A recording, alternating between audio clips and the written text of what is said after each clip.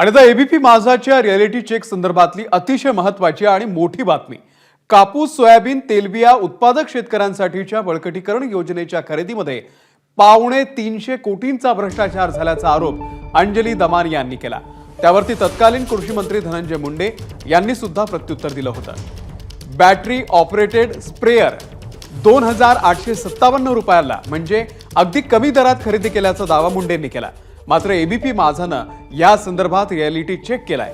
कृषी विभागानं जादा दरानंच बॅटरी ऑपरेटेड स्प्रेयर हे खरेदी केल्याचं त्यामध्ये दिसून आलंय. दरम्यान कापूस साठवणूक बॅगा खरेदीचा देखील धनंजय मुंडेंचा दावा तथ्यहीन असल्याचं एबीपी माझाच्या रिअलिटी चेक मध्ये दिसून आलेलं आहे. तर बॅटरी ऑपरेटेड स्प्रेयर विक्री करणाऱ्या दुकानदारासोबत एबीपी माझाच्या प्रतिनिधींनी बातचीत केलेली आहे. आपण पाहूयात. जीएसटी विगर जे आहे 2321 रुपयाचं आहे आणि जीएसटी लागून जर पाहिजे असेल तर ते 2600 रुपयाचं आहे.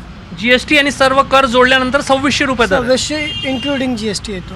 मग जर तुम्हाला 2,36,000 असे बॅटरी स्पेअर खरेदी करायला कोणी आला तर 2600च्या दरापेक्षा आणखी डिस्काउंट द्याल तुम्ही? हो, कारण की बल्क ऑर्डर आहे हा, तर कोणीही जे आहे 2600 पासून थोडं कमी जास्त करून देऊन देईन. 2580, 2560 त्या दरामध्ये देऊन देईन.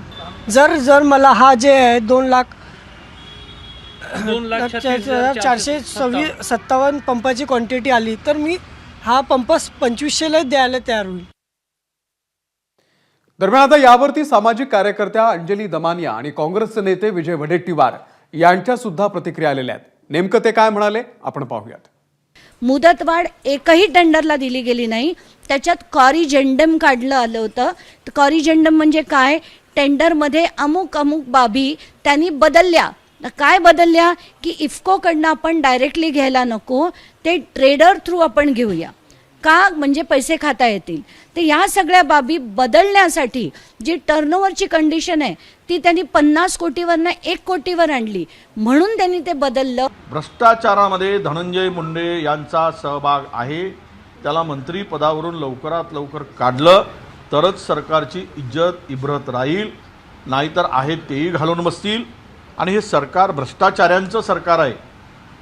फडणवीस आणि शिंदे आणि अजित पवारांचं सरकार, असा मेसेज जाईल. एबीपी माझा, उघडा डोळे बघा नीट.